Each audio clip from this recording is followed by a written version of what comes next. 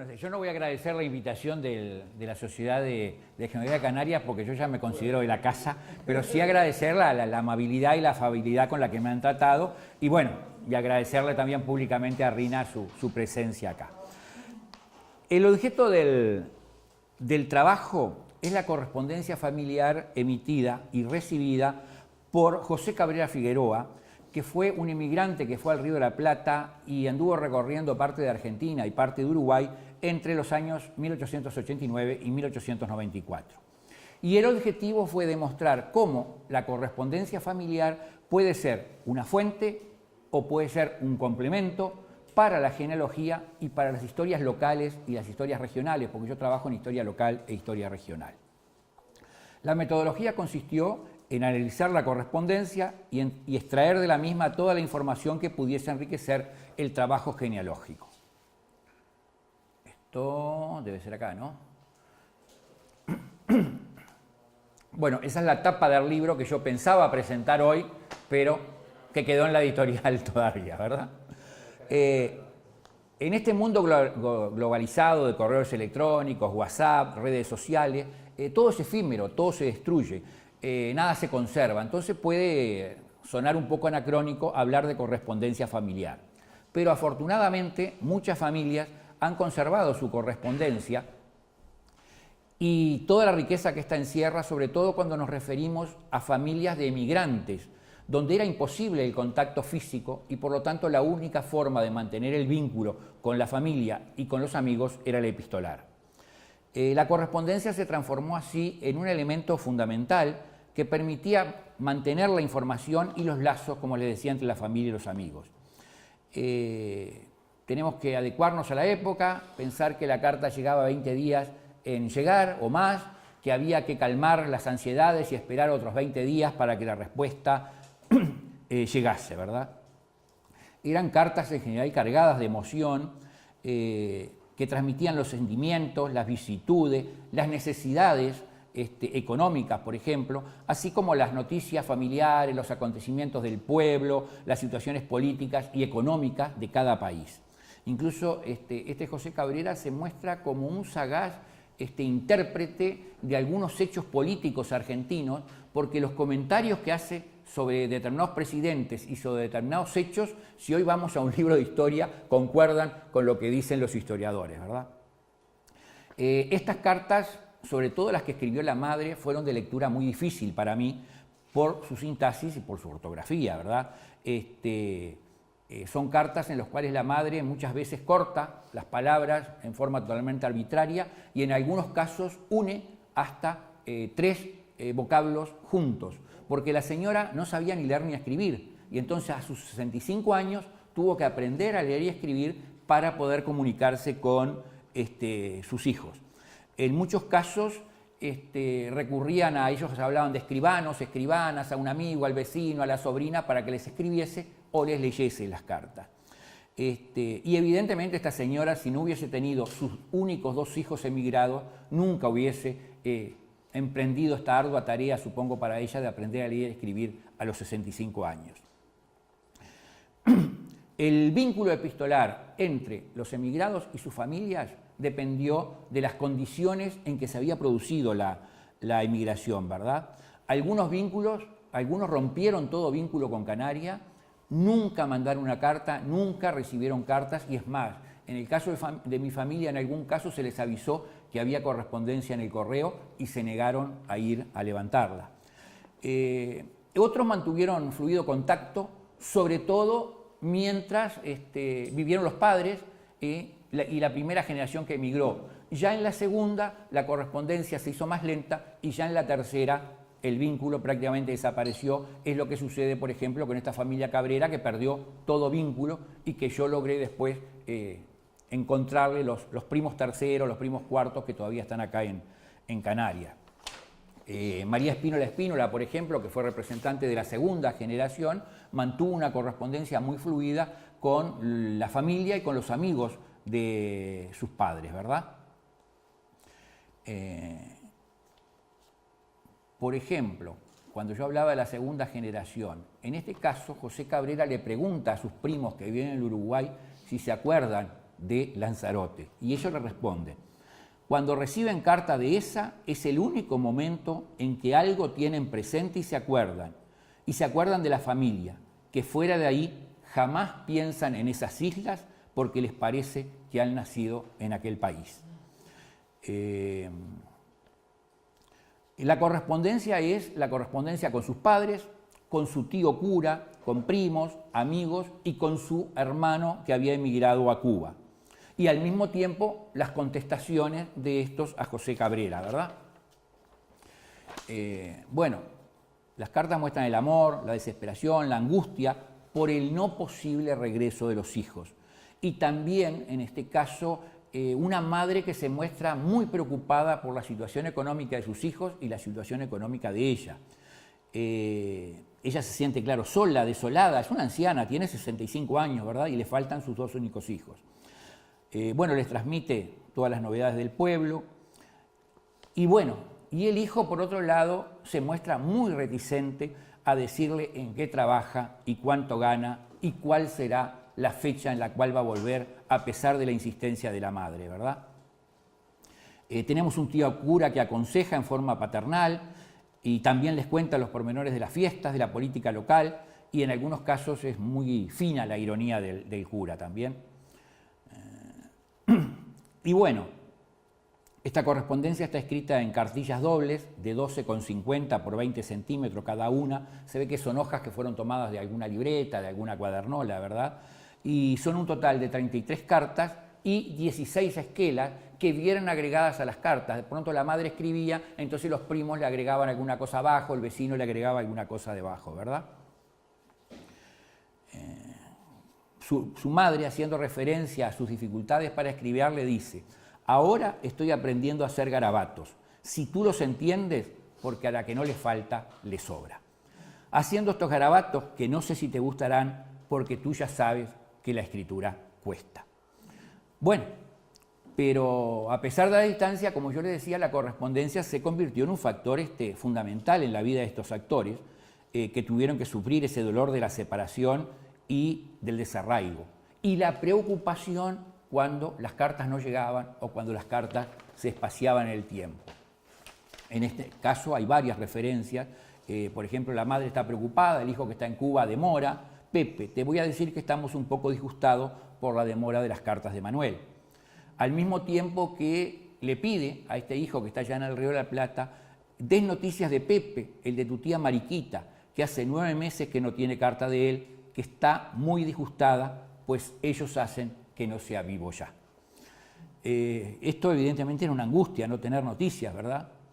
Esta correspondencia, a pesar de que es un lapso solamente de 6 años, limitada en el tiempo, limitada en el espacio, en algunos casos también nos ayuda a comprender las razones que habían llevado a los canarios a emigrar, ¿verdad? Ese doble juego de las necesidades que lo empujan a salir de las islas y la atracción que América está ejerciendo en ese momento. Cuba, Venezuela, Puerto Rico y el Río de la Plata actuaron como imanes que atrajeron a los canarios con una ilusión de mejor vida. En esta emigración formaron un rol fundamental las redes de parentesco y de amistad que justamente se valían de las cartas. ¿A dónde voy a ir? A donde tengo familiares, a donde tengo amigos, conocidos que me pueden solucionar los problemas. Estas redes funcionaron muy bien, ¿verdad? Y hacían saber las ventajas que los nuevos territorios le podían brindar. En el caso de Uruguay, en este periodo, los canarios se asentaron fundamentalmente en los departamentos de Canelones, San José, Maldonado y La Valleja, y allí jugaron un rol muy importante en la extensión de la agricultura a fines del siglo XIX. Las expresiones que usaban los isleños eran buscar el adelantamiento, buscar la vida, poder subsistir en la familia, el ánimo de mejorar de fortuna. Mientras que la atracción estaba dada por el mito del indiano, ¿verdad? Y el ansia de los que estaban allá de que estos que estaban acá los acompañaran también en esta aventura que habían emprendido. Como fuente, nos muestran las relaciones familiares, nos aportan nombres, refieren a parentescos y a un sinnúmero de acontecimientos familiares que hacen a la construcción genealógica. Nos hablan, por ejemplo, de noviazgos. Me preguntas si Auristela tiene novio. Pues según me han dicho, no tiene ninguno. Lola está hablando otra vez con Andrés González. La niña de don Modesto era novia de Fernandino hasta que se fue y la dejó. Nos enteramos de los matrimonios, de los nacimientos. Herminia, de la niña que tuvo, que se llama Amparo. Vicente, que llegó a fines de junio con su costilla, teniendo medio retonillo empezado. Los matrimonios. El amigo Augusto, mi ahijado, contrajo matrimonio con la señorita Joaquina el 26 pasado. Bueno, y después acá un gran problema familiar. Manuel le escribe a su hermano que está en Río de la Plata contándole que se va a casar. Y ahí la madre hunde el pánico. Entonces le escribe. Manuel también nos escribió después que tú, y en su carta nos hace ver que no ha pensado en tal casamiento, que en verdad te lo manda a decir, pero que fue una broma, que no tiene novia y que allí no piensa más que en trabajar porque trabaja hasta los días feriados. Esto es una mentira piadosa de Manuel a su madre. Manuel se casa y se va a quedar en Cuba, ¿verdad? Nos hablan, por ejemplo, de las enfermedades, las defunciones. Por la enfermedad de don Manuel... bueno, esto está escrito en verso. Por la enfermedad de don Manuel Curbelo, que está en gravedad, pues creo que se muera antes de carnaval, así que la villa se encuentra tan mal que ni día de piñata ni de carnaval. Las defunciones, así cuenta Domingo Lorenzo a su amigo José Cabrera. Parece que este año han estado todos los pueblos avisados, pues el Puerto, Aría y Teguise, que son donde mejor se dan los carnavales, todo está lleno de luto. Lo mismo pasa cuando José recibe de parte de su madre el anuncio del fallecimiento de su padre. Un anuncio dado explícitamente y otro anuncio implícitamente. Pepe, ya sabrás por tus compañeros cómo tu abuelo falleció el 30 de julio. Evidentemente, desde que él tomó contacto con la carta, sabía que la carta traía malas noticias, porque la hoja era una hoja de luto, con el recuadro negro en sus bordes, y muy probablemente el sobre que la contenía, que no lo tenemos, también tuviese el recuadro negro de su borde, ¿verdad?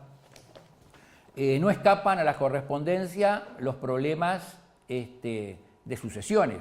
José se muestra preocupado. Díganme cuál es el resultado de la partición de los bienes de mis abuelos, porque me interesa mucho. También están citados los problemas, desavenencias y rencillas dentro de la familia.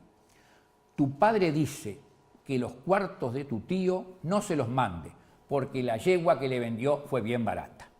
Tenemos a tu tío cura enojado por los votos, que todas las delicias son ahora con Augusto y la mujer.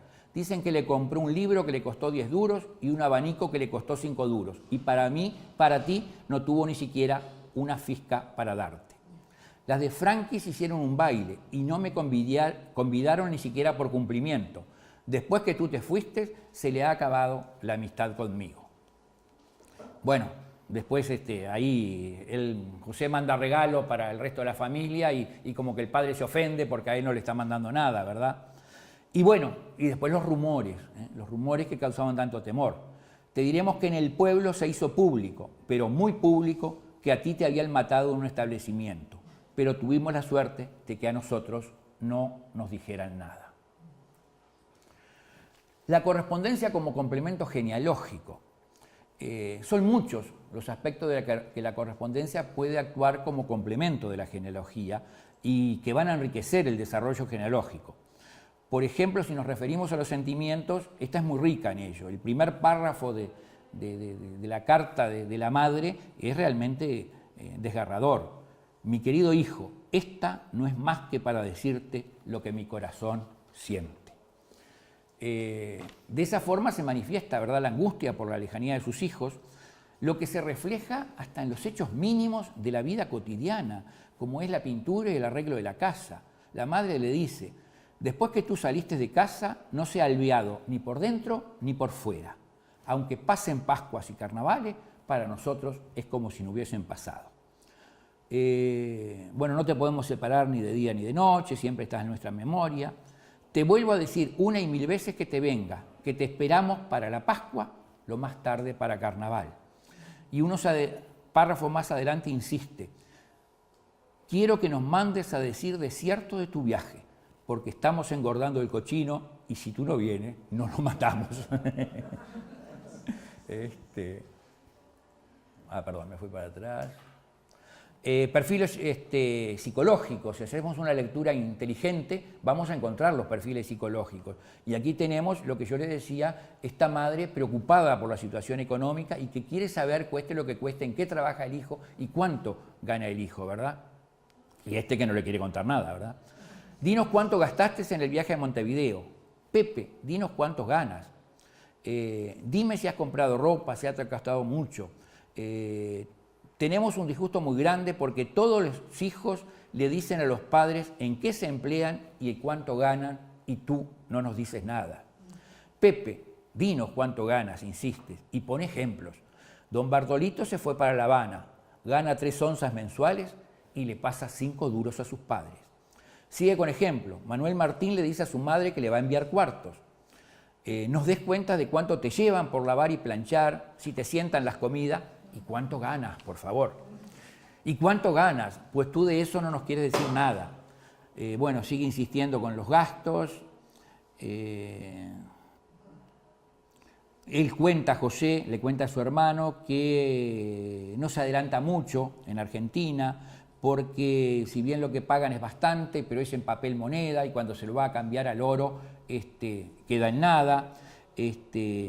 Hablan también de los problemas que está viviendo la Argentina y Uruguay, las guerras civiles, incluso ahí una guerra civil en Argentina, un motín en el que mueren, no sé si son 300, 400 personas, la madre manda una carta horrorizada, sabemos que murieron más de 30.000 personas, tú estás bien, o sea, aquí eran los rumores. Por allí pasan las costumbres, los entretenimientos, la religión, la madre que le dice que tengas mucho cuidado en no perder la misa de los domingos y los días de fiesta, y después con mucho orgullo le cuenta la encíclica papal por la cual la Iglesia anunció que la fiesta de San José a partir de hoy será fiesta para siempre, ¿verdad? El Día de Dolores hubo baile en Casa de Santos, el baile se acabó porque no querían que se bailaran seguidillas, después me contarán lo que son las seguidillas. Les hablan hacían mucho teatro en el pueblo, cantaban zarzuelas, entonces les cuentan las obras que están estrenando, las zarzuelas. Y bueno, y además de las noticias, llevaban las fotos, llevaban los regalos, llegaban la ansiada ayuda económica que oxigenase las finanzas de los que se habían quedado. Te enviamos un ternito para el diario y 2 camisillas. Cuenta que Manuel les mandó 10 duros y 2 cajoncitos de cigarros que tienen 50 cada uno. Y bueno, y también las rencillas, como yo les decía, del pueblo chico, ¿verdad? Ya Antonio Santos no es masón, ni la tienda de tu primo Pepe Cabrera es logia, porque se halla santificada por la presencia de Parrilla, el cura del pueblo. Parece mentira que Pepe haya consentido la bajeza de admitir la amistad del cura. Y esto lo escribe el tío cura de José. Se ve que se odiaba con el otro cura, ¿no? Bueno, las discutidas elecciones municipales de Tinajo, por cuestión de las elecciones están todos en Tinaje peleados. Tinajo ya no se parece, pues aquí denuncias van y denuncias vienen. Llegó un momento en que en la alcaldía había 2 secretarios y como que estaban en la puerta a ver quién manoteaba primero las cartas que llegaban y los oficios que llegaban. Tinajo ya no se parece, pues aquí denuncias van y denuncias vienen. Y después las coimas, los sobornos. Parece que los votos se habían conseguido, a uno le habían dado una camisola, a los otros le habían dado unas higueras a media y a otros trabajo en el morro. Bueno, cuentan lo de las cosechas, lo que habían recogido, lo linda que estaba la viña, hablan de cómo se ha extendido el cultivo de tomates en Canarias y cómo se están exportando los tomates a Londres. Él dice que cuando regrese se va a ocupar de la viña y va a plantar tomates. Bueno, a través de esto también podemos conocer los lugares de residencia y de emigración. Esta familia en Lanzarote estaba ubicada en Tinajo, en la zona que se llama Morro del Viento, que era donde vivía la familia Cabrera, porque eran hermanos casados con hermanas. Yaiza, Uga, la villa de Teguise, el puerto de Arrecife, mientras que los lugares mencionados en Argentina y donde él estuvo fue Buenos Aires, La Plata y Casares. Lo que él cuenta de La Plata es muy interesante porque La Plata fue una ciudad que se fundó y se creó totalmente planificada. Hace 9 años, en este momento, que La Plata está fundada y ya tiene una población muy grande, y él cuenta cómo los terrenos que no valían nada ahora se ha multiplicado en forma astronómica su valor. Y bueno, y las localidades donde él encuentra familias en Uruguay es Montevideo, Canelones, Los Cerrillos, San Ramón y San José. ¿Cuáles son las conclusiones? Bueno, de lo expuesto se desprende que la correspondencia familiar, efectivamente, con su frescura y con su lenguaje coloquial, puede constituirse en una excelente fuente para la genealogía, así como se puede elaborar una verdadera historia familiar, un buen complemento de la misma, y que le dé color, que le dé calidez, que le saque esa rigidez y esa frialdad que es la simple enumeración de nombres, fechas, que a veces resulta un poco pesado y al que no le gusta la genealogía mucho más, ¿verdad? A través de ella tenemos importante información genealógica, pero también nos brinda una muy rica información sobre el entorno, bueno, lo que lo decía, dándole calidez, colorido. Estas cartas reflejan una perspectiva histórica vista de dos lugares con culturas, costumbres y objetivos de vida que por momentos parecen similares, pero hay momentos en que son muy diferentes. A través de ella se puede dar seguimiento a una época en donde los sueños y las frustraciones de los pobladores de ambas regiones se plasman en relatos que dejan entrever sus riquezas y sus miserias. En razón de todo ello, su lectura constituye una experiencia única que aporta al conocimiento y al entendimiento de aquellas y estas sociedades de hoy, y un acercamiento hacia la realidad de las familias que, motivadas por la falta de oportunidades, pagaban el alto precio de la división y del desarraigo. Hasta acá lo que les quería contar.